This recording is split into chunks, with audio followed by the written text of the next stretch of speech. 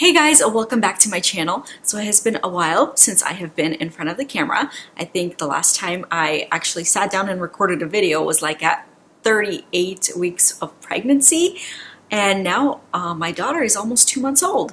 So yeah, it has been a long time and I'm sorry about that, but the last 2 months since I had Aria have been really rough. Aria is a colic baby. It has been like nonstop crying with her.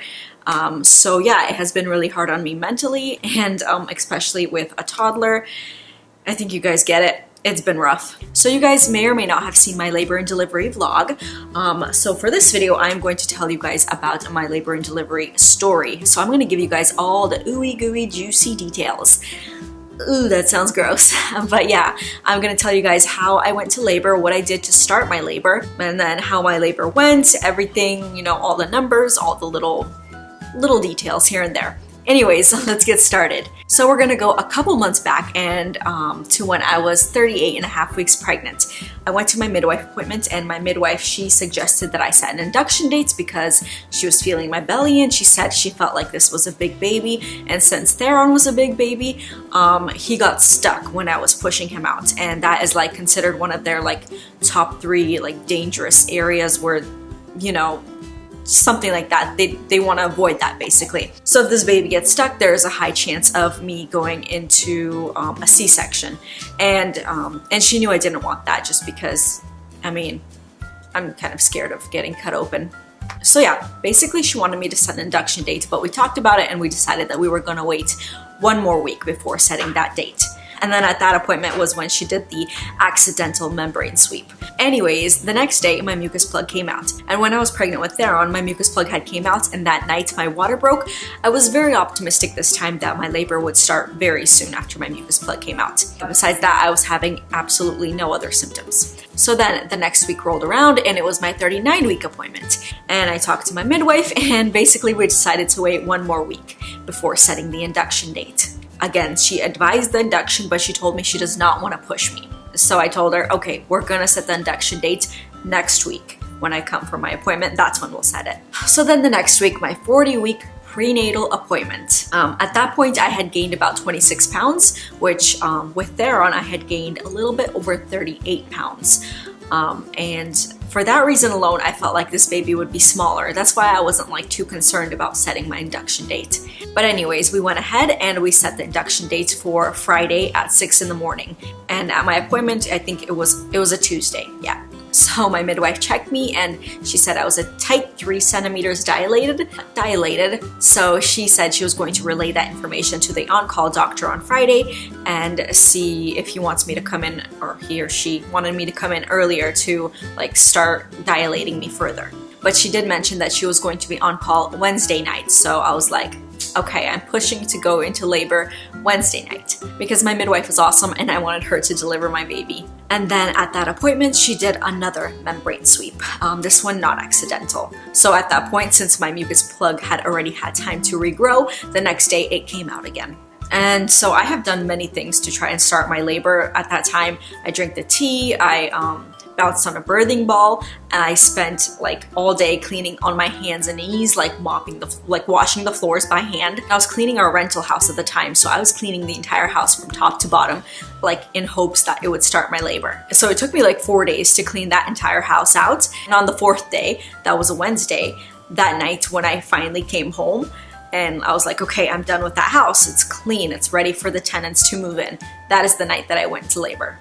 But anyways, back to trying to start my labor naturally. I also did other things like the membrane sweep, which I had done twice, and I was eating spicy foods and basically everything you could possibly try.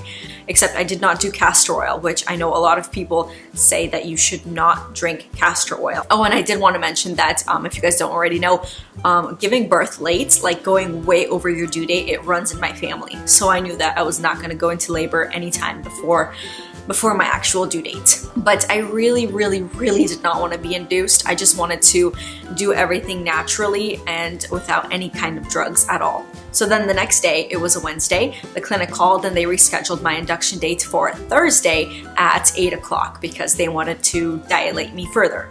I think it's actually called cervical ripening. It sounds really gross, but yeah. So It was a Wednesday, and that day I spent the entire day cleaning that rental house. So in the evening I went shopping. I went to like 5 different stores and with my toddler. So I was doing a lot of activity that day. So I went out and I got some castor oil, and I took that castor oil in the evening and I didn't drink it. I rubbed it all on my belly, and then I covered like my belly with multiple layers of clothes to kind of like keep the heat in, so that like, you know, more circulation basically. And then I went out and I finished cleaning the rental house. So then I came home and it was like 12 a.m. and I kind of like got this place all organized, and I took some castor oil again and I massaged it all around my belly for quite a bit. And then after I was done, I went to sleep. And at 1 o'clock I woke up to my very first contraction. So it basically felt like period pains. It was like a very dull ache in like my lower belly. But I knew that it was a contraction. And so I was experiencing something called pregnancy insomnia, which it took me like about 2 hours just to fall asleep. So I couldn't fall asleep after that contraction. I was like trying to fall asleep, but the next contraction, it rolled around like 30 minutes later, and I wasn't even asleep by then. I was trying to fall asleep. So by the time I was close to falling asleep, another contraction came, and they were like every 30 minutes and then every 15 minutes. And then by 4 a.m. they were coming every 2 to 5 minutes, and they weren't too bad yet. I could definitely like breathe through them, and it was totally easy. But around like 4 o'clock to 4:30, I decided that I should call my birthing center and find out what I should do. Because, I mean, I only had one baby so far, so I don't really know when to come in. And the lady that I talked to, she advised for me to come in since it was my second baby. So I woke up my whore husband. So I woke up my husband, who was actually really tired from cleaning the rental house too.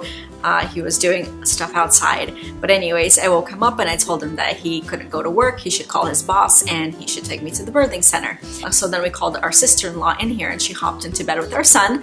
So then I finished packing the hospital bag with like last minute add-ons with the chargers and all that. And then my husband and I got in the car and we drove off. And then on the road I called my the babysitter, Daria, my friend, and I told her that I will call her back if I'm admitted, then she should come to our house to watch Theron, and if they decide not to admit me, then we'll just come back. And that it was fine. That Luda, my sister-in-law, she was in our bed with our kid anyway. And so we drove to the birthing center, and as soon as we were pulling into the parking lot, my husband was like, hey, did you grab your birth plan? And I'm like, nope. So then we drove back home, which was like a 10-minute ride. We grabbed our birth plan and we came back. So once we got back to the birthing center, we got checked in real quick, and because I was already pre-registered, and we went back into triage. So my midwife, Kate, she was actually finishing her shift with a new midwife. Her name was Austin. And at the time, my contractions were coming about every 2 to 4 minutes, and they were getting stronger and stronger. But they were definitely tolerable at the time. I would say it was probably like a 4 out of 10 on a pain scale. Sorry if you guys see me doing something weird here. I'm actually rocking Aria in her bassinet. Anyway, so it was about 6 a.m. at the time, and my water still had not broken, but my contractions were coming. So they decided to admit me, and we called Aria and told her that she should probably come over because it was baby time. So they had me sit in the triage room for a little bit because they were looking at something on the monitor and they were not really liking what they were seeing. So they kept me in that room hooked up to the machines for a bit. And then the nurse, she tries to place my IV. And she fails, and it hurts a lot. And then another nurse comes in and she tries to put my IV in also, and she fails. And again, hurts like a mother. So then they call the IV specialist. She tries to place my IV, and it takes a really long time, and it was, guys, it was so unbelievably painful. But after a while, she finally succeeds in placing my IV. So, and then the nurses, they have these like little, I don't know, they're like walkie-talkies or whatever, so they can talk to the midwife and I can hear what the midwife is saying. So the nurse, she's like talking to my midwife, Kate, actually, while she was like standing next to me, so I can hear everything my midwife is saying. And my midwife was saying that she does not like my baby. And we're just like, what? So Kate tells the nurse that she would like them to put me on fluids. So I was like, whatever, we can do that. So after a while, my midwife, Kate, actually comes in and she explains to me that she didn't really like mean that she doesn't like my baby. She actually doesn't like the fact that every single time I had a contraction, the baby's head was being squeezed and my baby's heart rate was, again, I forgot, I think it was dropping. It was dropping every single time that the head was being squeezed, every time I had a contraction. And yeah, she didn't like that. She said She said it was fine as long as the heart rate went back up after every contraction, but if it did not, they would have to take me into C-section. So then at that point, they took me back to a room. So I continued having contractions, and by around 11 a.m., the pain was 10 out of 10, and it was absolutely unbearable. So my midwife, Kate, she actually left. Her shift was over, and she hugged me, and she's like, okay, I'm gonna like leave you with this other midwife. And the other midwife was super sweet. But anyway, she advised me to wait an hour and see if I still wanted the epidural, because she knew I had my heart set on going natural. So instead of waiting 1 hour, I waited one more contraction, and that contraction was so horrible. I was like, nope. I was like, nurse, we gotta get the epidural in here right now. And I just regretted so much that I didn't ask for the epidural sooner, because I did not want to feel another contraction. Like, I was just so done. And so the whole time I was laboring, I was basically laboring on the birthing ball, so I was like bouncing, and it like kept my contractions going at a very consistent pace. And my husband, he was so awesome. He was rubbing my back with every single contraction, and he was like coaching me pretty much, and he was talking to me and encouraging me and kept pushing me like, hey, you got this, you know? And I was so unbelievably grateful. But then at some point came where the contractions were just, I couldn't bear them anymore, and I was like, okay, stop talking, I need the epidural. And he, being the supportive husband he is, he was like, okay, let's get that thing in here right now. The nurse was like, okay, we'll order it for you. And she's like, and there's one more person before you who needs the epidural, so then you're after that. And I'm like, oh my gosh. I was like, it hurts, I don't want any more contractions. So the way the contractions felt, they like radiated from my belly to my back. So it was all around, and I don't even know how to describe the pain. It was horrible. I was so scared to go to the bathroom. Like, I had to go pee so bad, but I was scared to go by myself because I was like in so much pain when the contractions came. But I was like, okay, whatever. My husband and I were close, but we're not that close. I don't want him to see me pee. So I went to the bathroom, and I sat on the toilet, and another contraction started coming. And like, I grabbed on the little rail thing, and I was just like, ah! Like, it hurt so bad, and I was like stomping while sitting on the toilet, because I just wanted to get like all this, like, I just wanted the pain to go away basically. And then it went away, and I peed, and I was washing my hands, and another contraction came, and I grabbed onto the sink, and I started stomping my feet, and I was like trying to somehow distract myself from the pain, but it was not working. The contraction, whatever, I made it through. I came out there, and I'm like, I need something for this pain, because they heard me out there. They're like, whoa. I do not ever remember having that much pain with Theron. It was absolutely brutal. So after I came out, to the anesthesiologist, she came in shortly to give me the epidural. And since I could not sit still for like a single second while my contractions were going, they needed to give me some other kind of drugs so that I can actually sit still while they placed the epidural. So the nurse, she administered fentanyl through my IV. So the fentanyl kicked in really quick, and I was like really loopy, but the contraction was definitely tolerable. And when she placed the epidural, it was not painful at all. And finally the epidural kicked in, and I was able to take a nap, and it was so good. I didn't even care that I was not going to give birth naturally. I just wanted that pain to be gone. The epidural is just a godsend. So anyways, the nurses kept coming in and out, and it was kind of hard to sleep, and I was like really hungry, and I felt like I was dehydrated. My lips were so dry, which they feel dry right now. But anyways, I asked for a popsicle. They gave me a popsicle. My lips were orange. I got some selfies in. I had a good time. I drank a ton of water, and then something happened. The nurses, or my husband, someone noticed that my arm was incredibly swollen. If you guys didn't see in the labor delivery video, you guys should check it out. My arm was huge. So the vein, basically what happened was the IV, it made my vein explode. So it didn't slip out. My vein actually exploded. The fluid was just building up in there. And they were like, oh my gosh, does it hurt? Does it hurt? And I'm like, no, it doesn't hurt. I couldn't feel it at all. I didn't even notice that it was swollen, but I knew that I could not look at it because if I did look at it, I would throw up. So I was like, hey, Slavic, can you record this? I'll look at it later. So they had to find a new location for my IV. Guys, I got poked 4 times for an IV. So anyways, the nurse comes in and she places a catheter and she's like, oh, there's no pee coming out. You must not have any pee in your body, which was weird because I was drinking a ton of water at the time. So at that point I was 10 centimeters dilated, but they wanted me to wait a little bit longer just so that the baby can drop, and they kind of like messed around with my epidural just so that I can feel my contractions just a tiny bit so that I would know when to push. Oh, also when the nurse, she pulled out the catheter, she like went to like clean it up or whatever, and I'm like sitting there and I felt something come out and I'm like, something's coming out. And she like looks down there and she's like, well, I have never seen that before. And she's like trying to figure out what it was, and she's like, oh, it looks like it's the baby's bag of water. And so she calls the midwife in, and the midwife comes in and she's like, yeah. So basically what happened was the baby's in the bag of water. So the water just started like pooling out here and it made like a bubble. And that bubble just came down and out.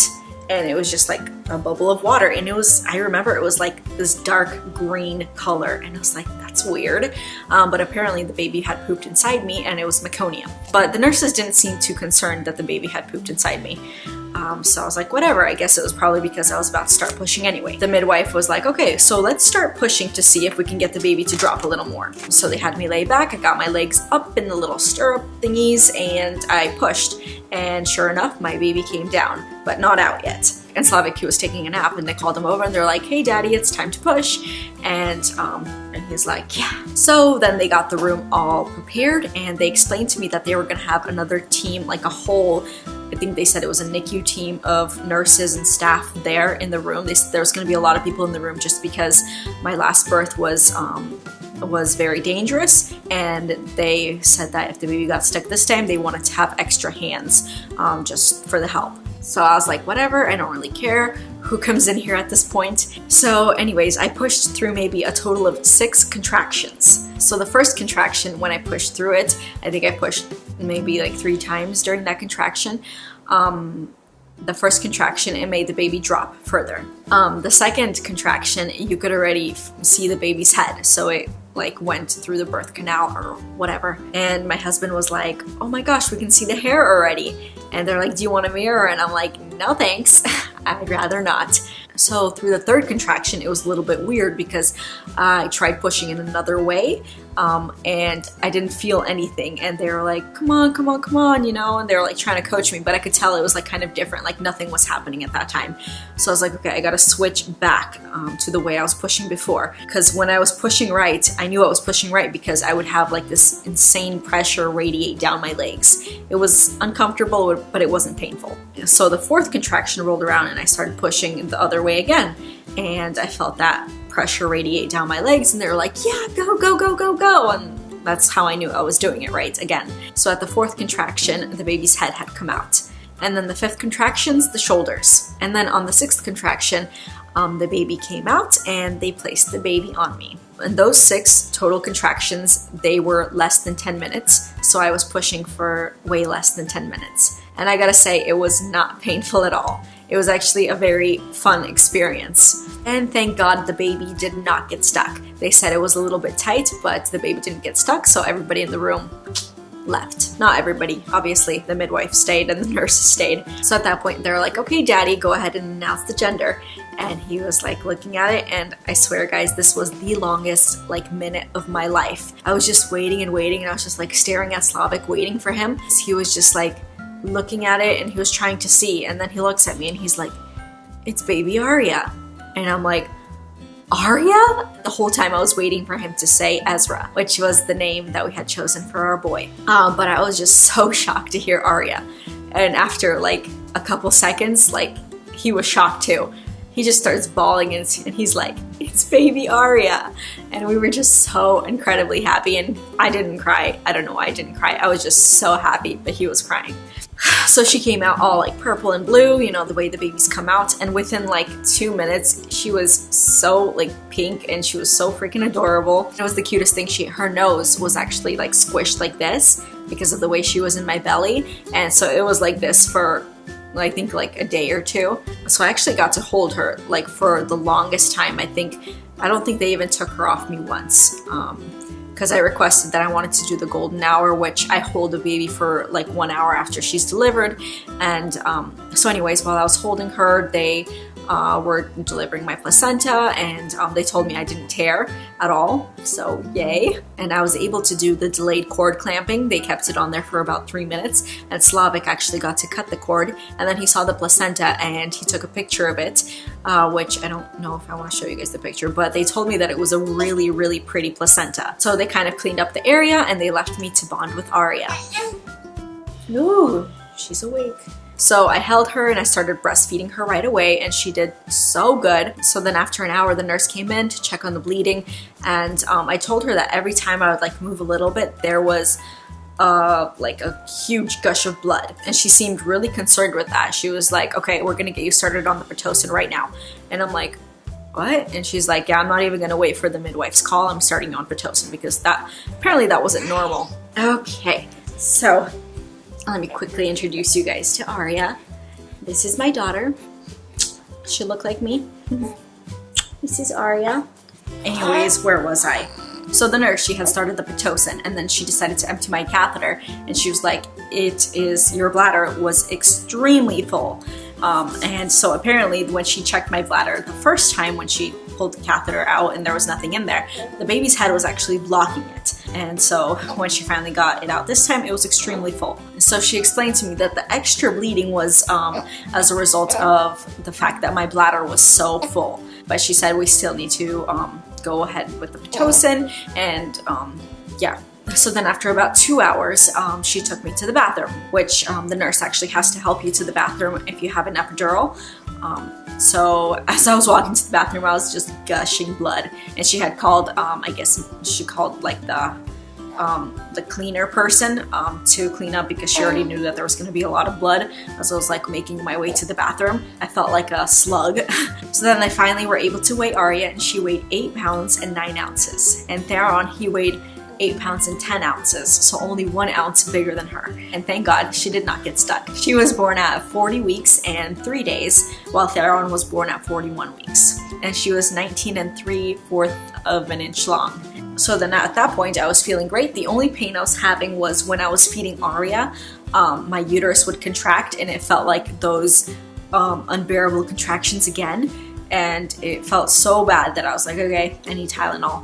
So then my family visited, and we surprised them with the gender, because they didn't know the gender either, and I mean, we didn't know the gender, but yeah, we surprised them with the gender, and we like told them that her name was Aria, because we hadn't been telling anyone. It was awesome. I got those reactions, and if you guys want to see them, go back to my labor and delivery vlog, which I will actually link it in the description below to make it easier for you guys. So the first night went really well.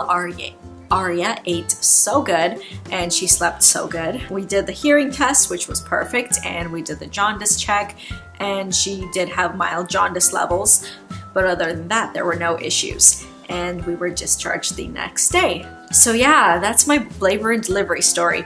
I think that's it. I hope there's nothing that I missed. If you guys have any questions or anything, go ahead and shoot them down below and I will answer them. I hope you guys liked this video. If you did, give me a big thumbs up, comment down below. I will be posting more videos, don't worry, when I get a chance. My husband's gonna help me out because he's very supportive of this YouTube thing. And so yeah, I'm gonna be trying to do this more and more often.